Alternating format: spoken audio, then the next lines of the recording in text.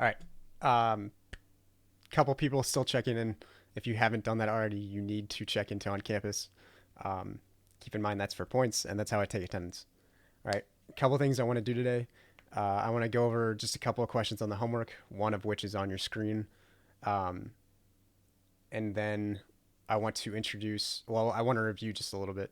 And then I want to introduce inverse trig and how to do that. And then in general, just solving right triangles. All right. So first, I believe this is Jacob's question. He was asking how the square root of 1,176 becomes 14 square root of 6. When we're simplifying radicals, we're trying to pull out perfect square factors. So what I did is I found something small that goes into 1176. All right, so I just divided 1176 divided by 3. So what I got 392. Okay, so those are two factors of 1176. And then I broke that down further into 2 and 196, which I broke down into 14 and 14. So again, this is where it comes in handy where you actually have a little bit more experience with this. I knew right off the bat that 196 is 14 squared. Okay, so I could do that really, really simply. Then we can rewrite the square root of 1,176 as the square root of 3 times the square root of 2 times the square root of 14 times the square root of 14, which then we can simplify and get 14 rad 6. Okay, I don't want to spend too much time on this because we've been doing this for a little while now. Uh, Simplifying radicals I get is a little bit harder, which again we're going to continue to go over as we go, because that shows up a lot in what we're going to be doing for the next couple of classes. Okay. Um, Before I do that, well, before we I guess move on, I want to review just a little bit. So up on your screen is everything we've been doing for the last week and a half, 2 weeks. All right, it's trigonometry. You guys are legitimately doing trigonometry now. All right, and what we've been doing, or what we were able to do right now, is to one just identify sides of a right triangle. Okay, so step one, and that's probably the most important part, or one of the most important parts, is just defining what terms we actually have. And then from that, we have ratios of sides. So these trig functions, sine, cosine, and tangent, they have different relationships with the sides of a triangle, right? So sine is opposite over hypotenuse, cosine of our angle, that's adjacent over hypotenuse, and tangent of theta is opposite over adjacent. Okay, so those are just different relationships with different angles, give ratios of sides. Right. Then last class, we went over the reciprocal functions, so cosecant, secant, and cotangent, which are basically the same. They're just those original ratios flipped. All right, so cosecant is the reciprocal of sine. So cosecant is hypotenuse over opposite. Secant is the reciprocal of cosine. So it's just hypotenuse over adjacent. And then cotangent, that's the reciprocal of tangent. So it's adjacent over opposite. Okay, and then within that, we're able to solve for different sides of a right triangle. So given two sides, we can use the Pythagorean theorem and plug it into this equation, right? So opposite squared plus adjacent squared will always equal the hypotenuse squared. And then within all of that, we've been dealing with radicals, we've been simplifying radicals, and then rationalizing fractions. So if we have an irrational fraction, we should be able to rationalize that by multiplying by some clever form of 1. All right. So I get that that's a lot. I think you guys are starting to get the hang of it. One thing I noticed on the homework that I was just correcting, please make sure you set this Pythagorean theorem up correctly. Right? So if you have the opposite and adjacent side, that is always going to be on the left-hand side. If you have the hypotenuse, that will always be on the right-hand side. Just keep it really, really simple. Some people are putting the hypotenuse with the opposite and the adjacent with the opposite, which is not really how it works. So keep that very, very distinct. Okay. So I want to pause for a second. Are there any questions over anything on your screen so far?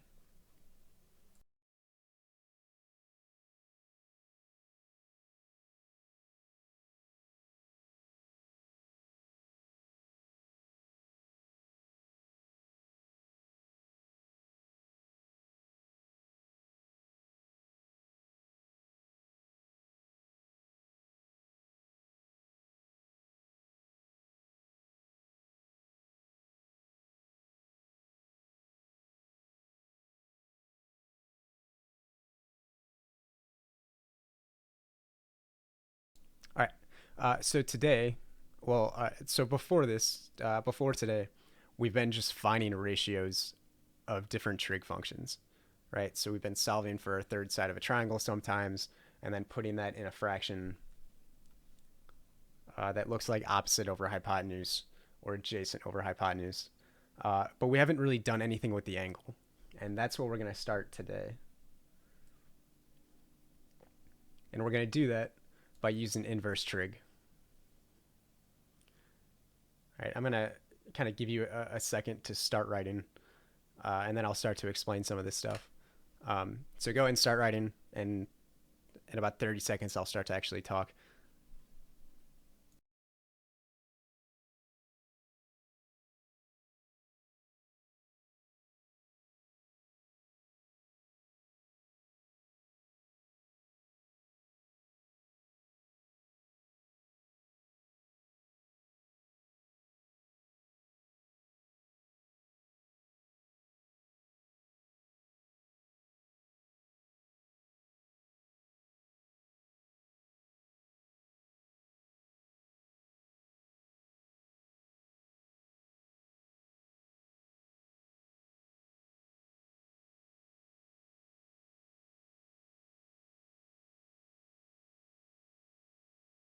All right. So with everything we've been working on so far, that's what I'll call like regular trig. That sine is opposite over hypotenuse, cosine is adjacent over hypotenuse, and tangent. And that just gives relationships of different angles. So if I have the sine of theta, that relationship is the ratio of opposite and hypotenuse. Okay, so all trig really is just the relationship or the ratio of different sides.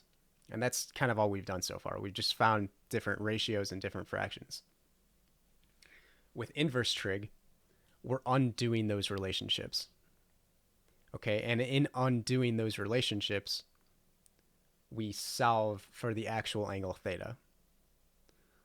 All right, so we've seen sine of theta. In order to undo sine of theta, we have to take the inverse sine on both sides. And what that will do, it'll cancel out both of these sines and just leave our angle. All right, the same is true for cosine. In order to undo cosine, we have to take the inverse cosine. And that will just leave theta. And then the same again is true for tangent.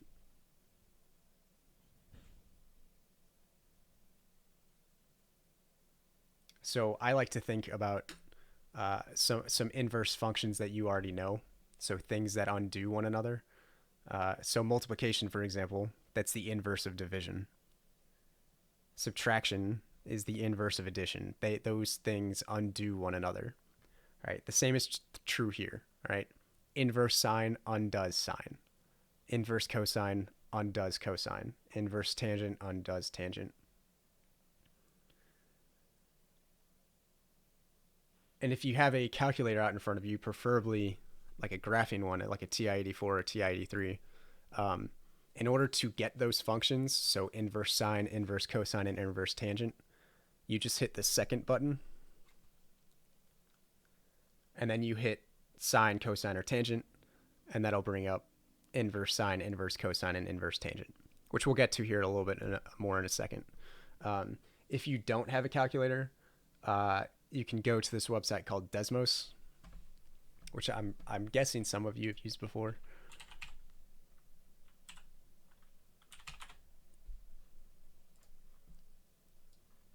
But it's just this. All right, if you start graphing, you can type in stuff on the left-hand side. we'll get here in a second as well. So I'll teach you both ways. All right. So again, I'll give you like 10 to 15 more seconds if you need time to write this stuff down, and then we'll move on. And then I'll actually give you a legit concrete example.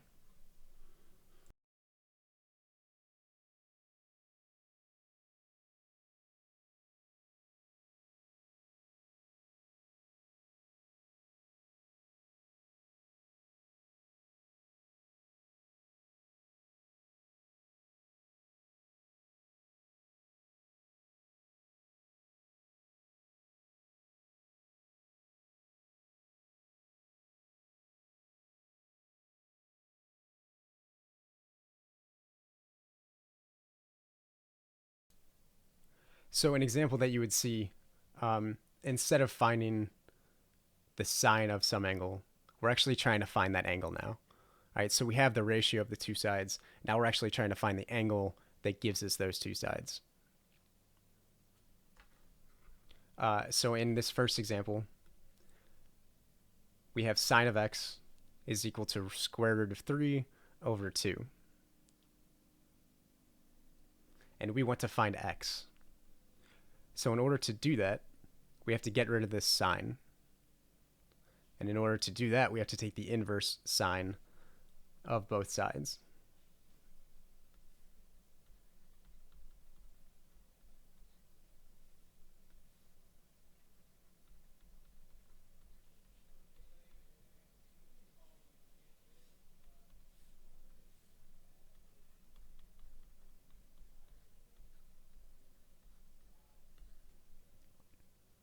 So when we take the inverse sine of both sides, on the left-hand side, this sine inverse and regular sine, those will cancel because they are inverses of one another, so they entirely cancel each other out. And what's left is just our x. And x is still equal to sine inverse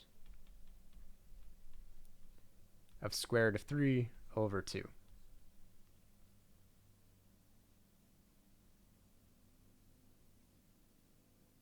Okay, so that's the first part. And I want to pause there for a second. If you have questions over what I just did, please ask now. And then we'll go into how we convert that right-hand side into an actual number.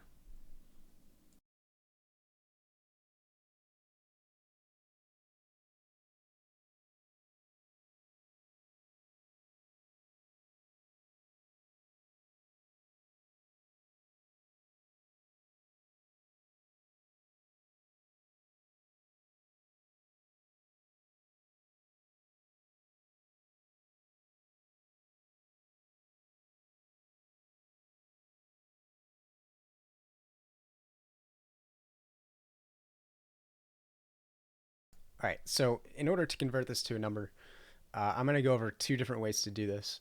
One on a graphing calculator, so the TI-83 or TI-84, and then one on Desmos. So I'm going to do the calculator one first. So if you have a graphing calculator, turn it on, and then we want to input this into our calculator. So inverse sine of root 3 over 2. So in order to do that, you hit second, which is the button on the top left, and then hit sine, and then type in very carefully. So I usually put in parentheses around the numerator. Say square root of 3, and then put parentheses around the denominator.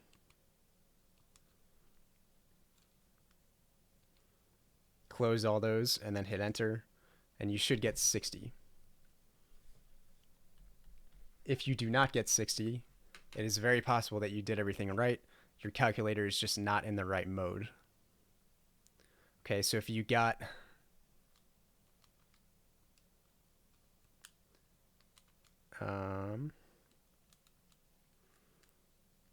if instead you got 1.047, then we just need to change the mode. How do you type in the square root thing? That is second. So you hit second, and then there's a square root button in the first column that's like halfway down. That's also x squared. So you do second and then x squared. That'll get you the square root. Wait, can you go over? Yeah, I'll go over that again. Okay, so on your calculator, if you have a graphing calculator, you hit the second button.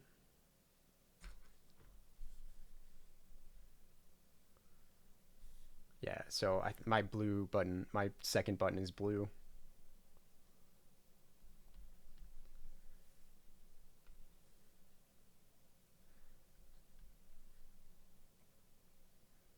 Then we have sine inverse.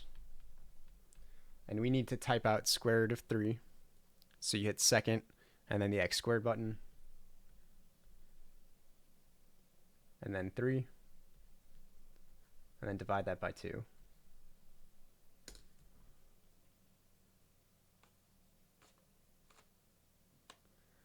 In order to get the fraction, you do the division sign.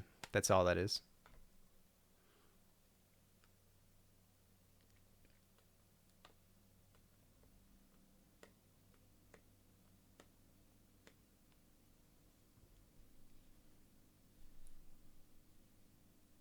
Yeah. So if you got 1.04, you're right. You're just in the wrong mode. All right. So in order to change the mode, and we'll be working pretty much only in degrees, right next to your second button, there's a mode button. So hit just mode.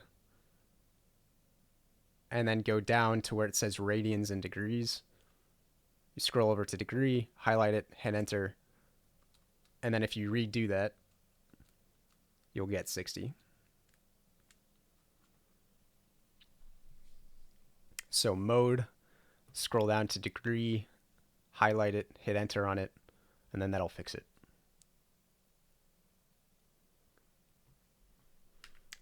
For our sake, right now we want the degrees, so we want this 60-degree answer.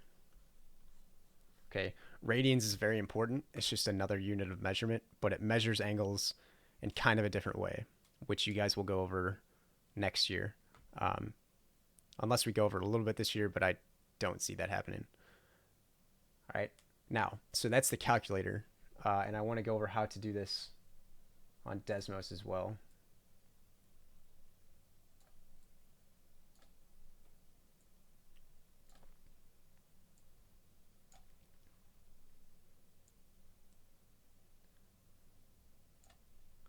All right, so in order to do that on Desmos, on this top left-hand box, we're going to start typing. And actually, we don't really even need to type. There's a show keypad down here at the bottom. Hit that. And then we want inverse sine. So what you do is you go to functions, and that bottom right, or top right of the keyboard, go to sine inverse.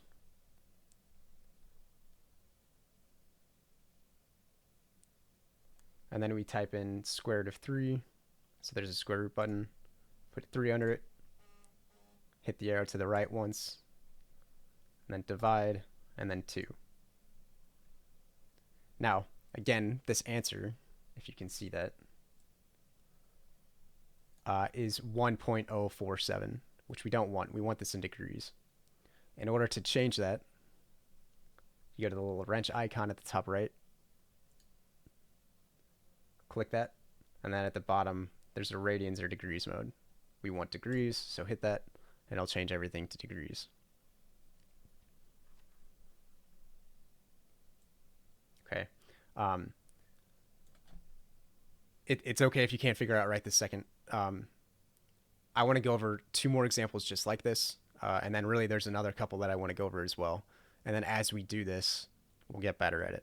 Okay, so if you can't get this one right off the bat, that's okay. But for time's sake and example's sake, let's move on to the next one, and then we'll go over both ways as well.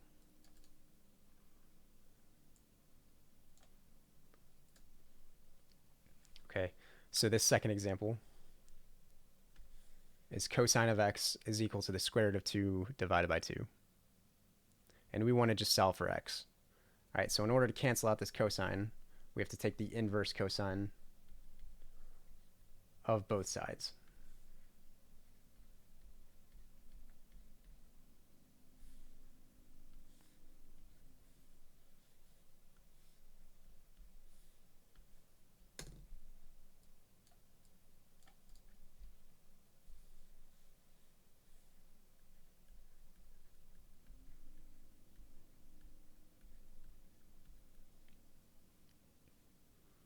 Okay, so when we do that,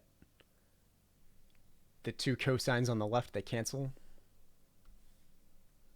And we're just left with x. And then we have cosine inverse of rad 2 over 2.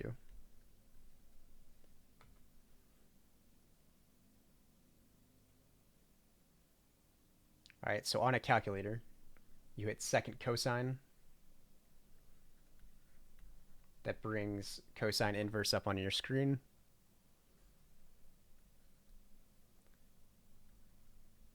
And then square root of 2 divided by 2. And if I were you, I would type it exactly as I have it written. It's generally better to be very careful with parentheses, so a little bit better to overkill in this case, than not have any parentheses at all, because those are really, really important. Your numerator should be in parentheses and your denominator should be in parentheses. So if you do that and you hit enter, you should get 45 degrees.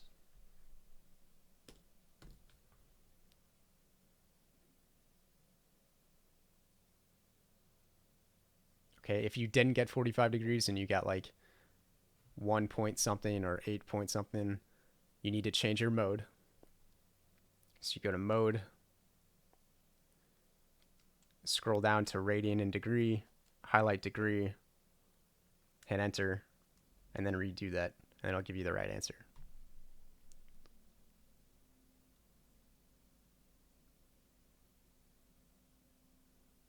At some point, I'll try and get this calculator up on screen for you. But for now, we'll just have to kind of talk each other through it, right? On Desmos,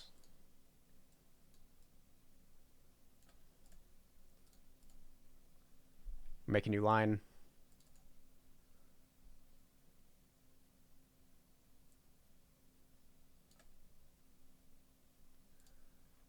Go to functions.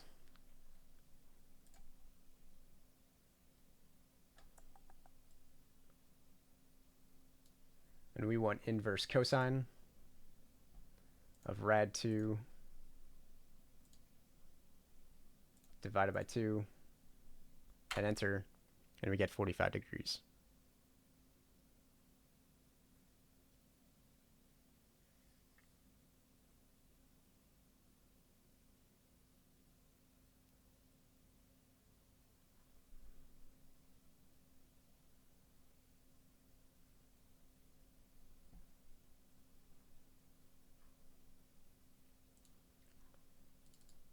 Okay, so I'm going to pause for a second. Are there any questions over anything we just did on those first two examples?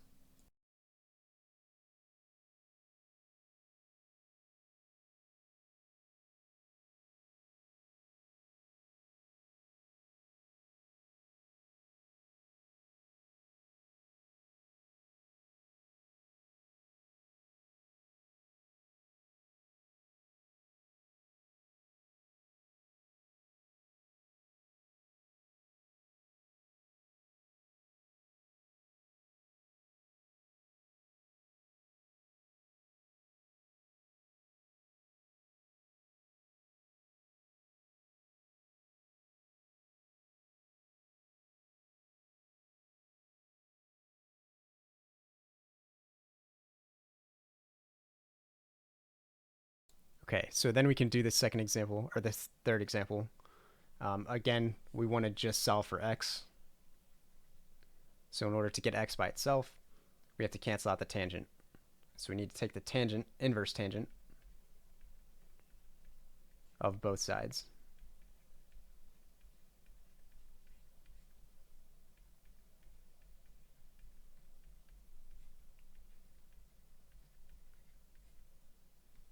When we do that on the left-hand side, the tangents cancel.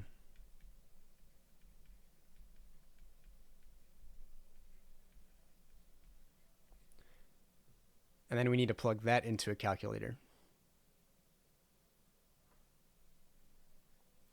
So if we do that, second tangent, square root of 3 divided by 3, and you should get 30 degrees.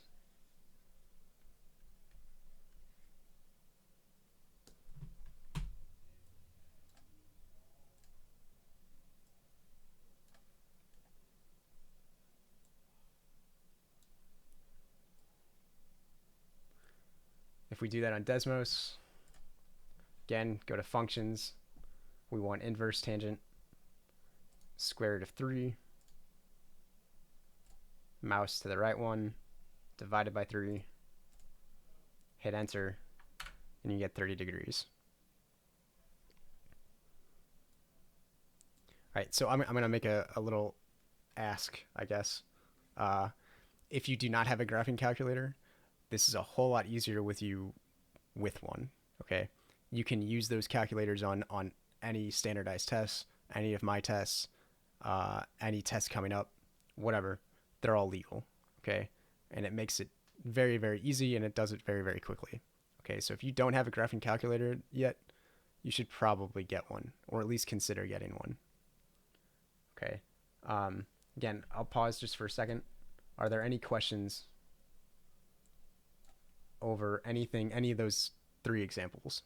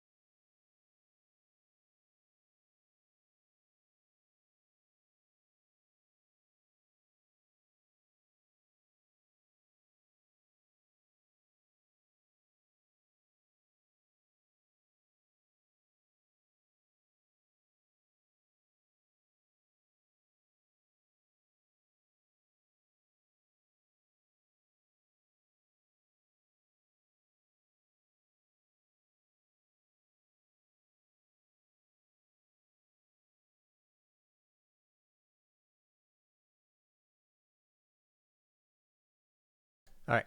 So that was all the regular trig problems. Now I want to start doing adding in those reciprocal functions. All right, and this is pretty much the same thing. We just have to keep in mind what those reciprocal functions actually mean. All right, so for example, in this first example, we have the cotangent of x is equal to rad 3. All right, and we're trying to solve for x. And the easiest way to do this is to convert cotangent into tangent. So remember that cotangent is adjacent over hypotenuse. And tangent, sorry, not hypotenuse, that should be opposite. Tangent is opposite over adjacent. So they are reciprocals of one another. Which means that this rad 3 is really rad 3 divided by 1. So our rad 3 is our adjacent side, and our 1 is our opposite side.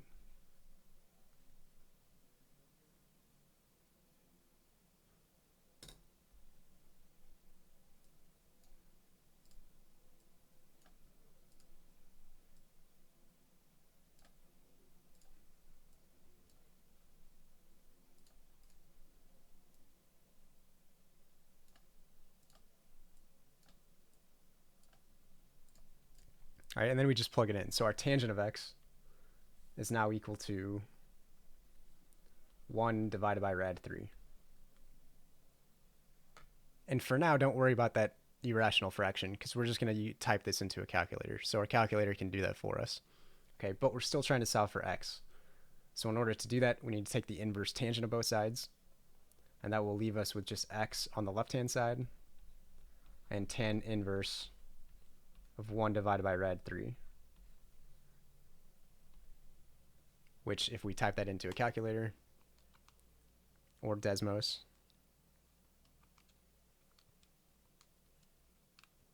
we'll get 30 degrees.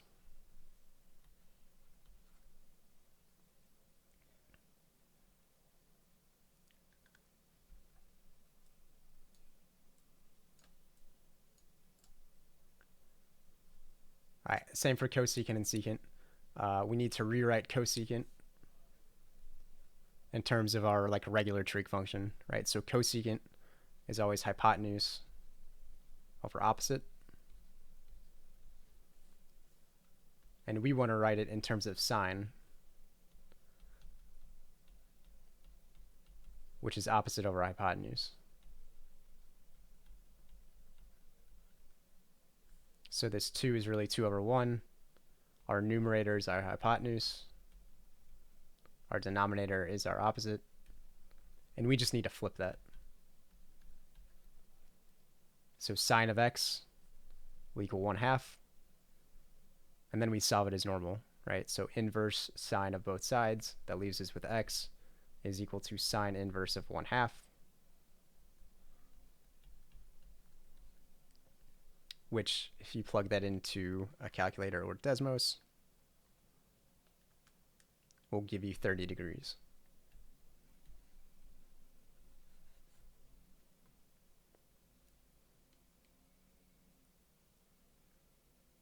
All right, and then the same for secant, except secant is hypotenuse over adjacent, which means our numerator is our hypotenuse, our denominator is our adjacent,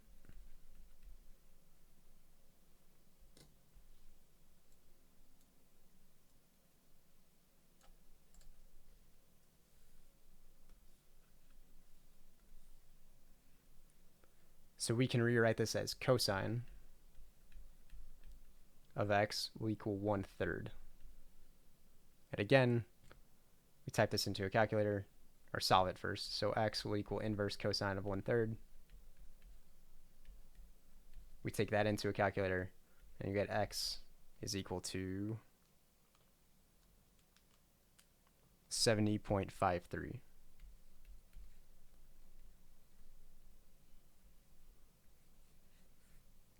And yes, it is okay to have fractions or decimals in here. You'll have decimals. Okay. So again, I want to pause real quick. Are there any questions over anything you see on your screen?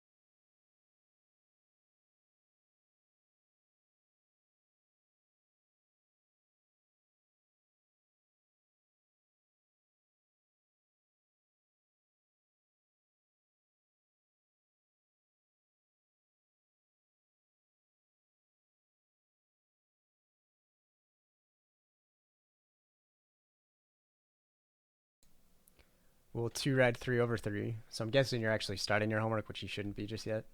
The reciprocal of that is just 3 over 2 rad 3. And again, because you're typing this into a calculator, it doesn't need to be a rational fraction. So you can just leave it like that.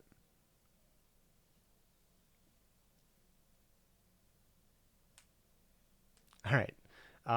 So this, everything that we've done so far is R7. Right, and that is part of your homework. So I've done every type of example that you should see, right? Or at least I've covered everything that you'll need. So that's R7, and there are a couple other examples that I want to go over for R8, which is also your homework. Okay, and it looks a little bit different. It looks a little bit more like what we were doing before. Okay, so in R8, you are given a diagram you're given one angle and one side, and you're trying to find another side, right? So in this diagram, we're given the angle 60 degrees, and we're given a side length of 18. All right, so going back to what we were doing last week, we still need to see what sides we have and what sides we need. All right, so BC,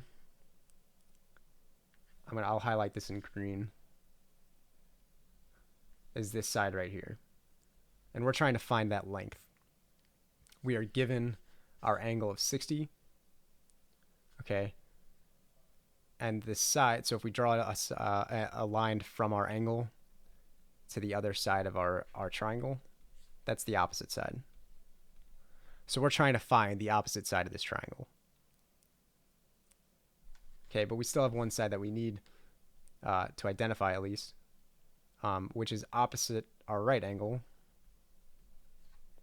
So that's our hypotenuse. Right, so we have the opposite side, or we don't have the opposite side, but we do have the hypotenuse. So what we can do is we can set up an equation with opposite and hypotenuse in it and some angle, which we can do, right? So sine of an angle theta will always equal opposite over hypotenuse, which in this case is equal to some unknown over 18.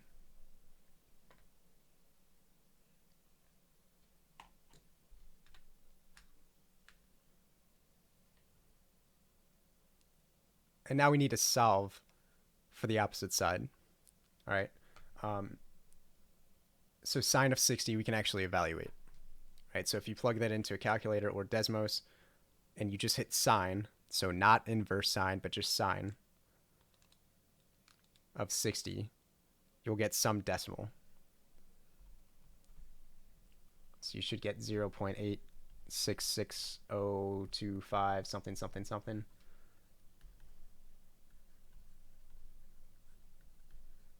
And that will be equal to something over 18.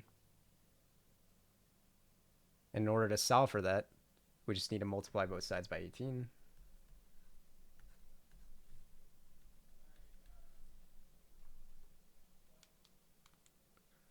And you'll get 15.59.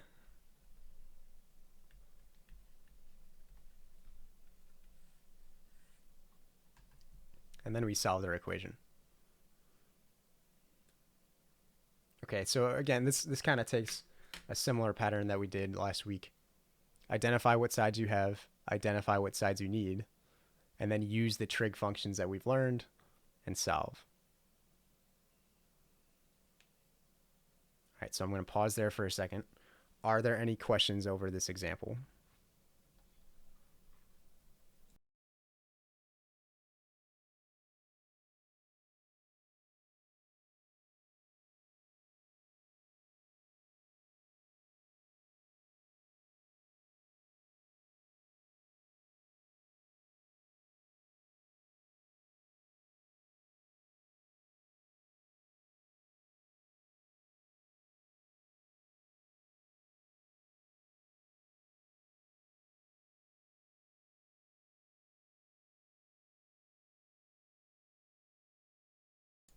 All right, I want to do one more example, and then I'll start a meeting on Teams and let you guys get to work.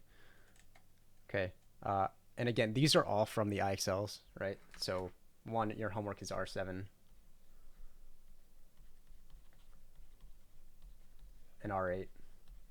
R7 is the first set of examples I did, and then R8 is these bottom two. Okay, so in this example, it says to find WX. So do we not need the adjacent? No,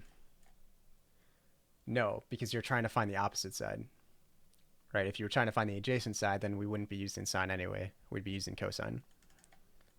But let's do another example just to kind of get down what we already have done. Okay, so in this example, we're trying to find WX, which is this side highlighted in green. Right? Now we need to identify what sides we have and what side we need. All right, so from our angle given, if we draw a line to the other side of the triangle, that's our opposite side. From our right angle, if we draw a line to the other side of the triangle, that's our hypotenuse. And we need that green side, which is the opposite. So we need something with opposite and a hypotenuse in it, which in this case, again, is just sine. So sine of our angle will equal the opposite side over 10. And then we have to solve that. So you can either do it the way I did above, which was to find sine of 44 first and then multiply by 10. I like to get the opposite side first. All right, so I multiply both sides by 10.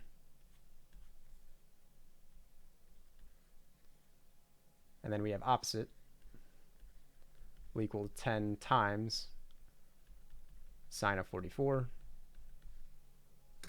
And then we can do our calculator work. So 10 times sine of 44 degrees is equal to 6.95.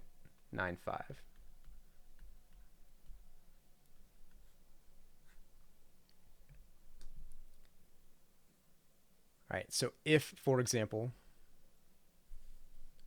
we were trying to solve for this side, WY, that's the adjacent side.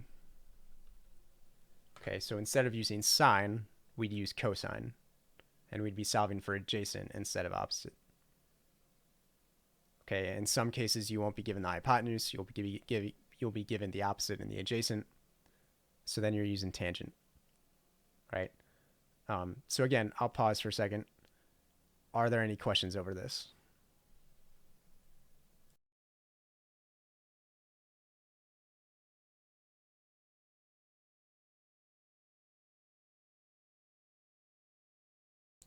How do you know if it's sine, cosine, or tangent? That just depends on what sides you have and what side you're looking for. All right, so in this example, we're trying to find WX. All right, and WX, again, is this side in green. Now this side in green is our opposite side. And we have our hypotenuse, so we need an equation with opposite and hypotenuse, which is sine.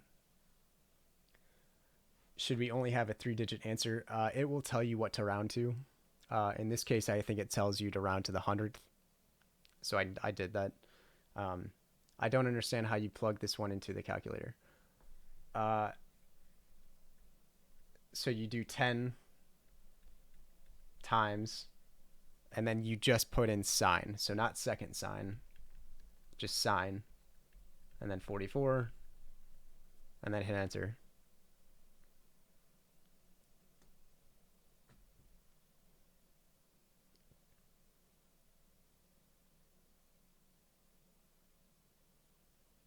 Okay. So I'll leave this open for a minute or so. If you have questions, like general questions, I can answer it here. Otherwise, I'll start a meeting in Teams and kind of help you out a little bit more specifically. All right. So I'll leave this open for another 30 seconds or so. After that, I'll close it and I'll start a meeting on Teams.